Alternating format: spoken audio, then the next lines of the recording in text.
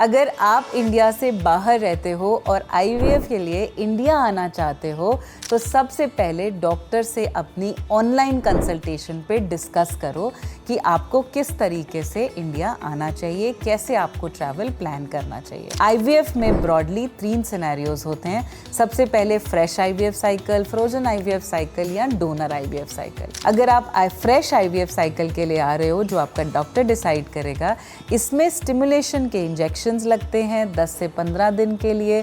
फिर एग का कलेक्शन होता है, हस्बैंड को सीमेन सैंपल देना होता है, कुछ कंसेंट फॉर्म्स कंप्लीट होते हैं, कुछ लीगल पेपर्स कंप्लीट होते हैं और उसके बाद एम्ब्रियोज 3 से 5 दिन के लिए बनकर फ्रीज हो जाते हैं और सेम ही साइकिल में एम्ब्रियो ट्रांसफ़र करवा के आप वापस जा सकते हो।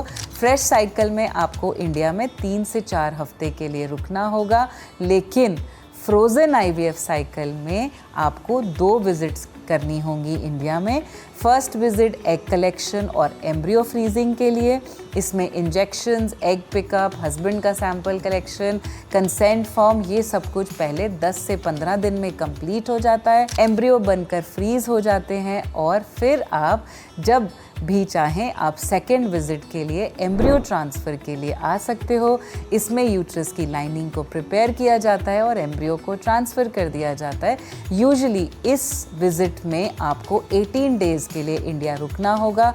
एम्ब्रियो ट्रांसफ़र के नेक्स्ट डे आप वापस ट्रैवल कर सकते हो, बाय एयर भी ट्रैवल कर सकते हो। थर्ड सिनेरियो होता है डोनर साइकिल। डोनर साइकिल में टाइमलाइन केसेस के अकॉर्डिंग ही डिसाइड की जाती है। डोनर की सिलेक्शन होती है, जो डोनर लिया जाता है वो एआरटी बैंक से लिया जाता है, लीगल पेपर्स होते हैं, कंसेंट फॉर्म्स होते हैं, हस्बैंड के सीमेन सैंपल को कलेक्ट किया जाता है, फिर एम्ब्रियोज को बनाया जाता है।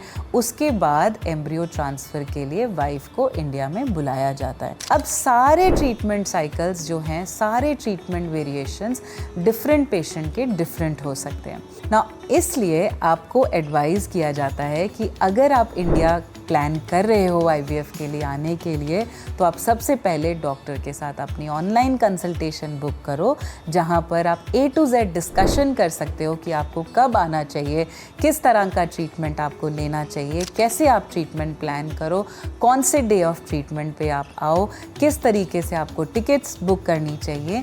ये सारी चीज़ों की डिस्कशन आपको पहले ऑनलाइन कंसल्टेशन में ज़रूर डिस्कस कर लेनी चाहिए। तो अगर आप भी सोच रहे हो इंडिया आने की और आप मुझसे डिस्कशन करना चाहते हो, तो आप नीचे दिए हुए नंबर पे पहले आप अपनी ऑनलाइन कंसल्टेशन बुक कर लो और फिर मैं आपको सारी चीज़ें एडवाइस कर दूँगी।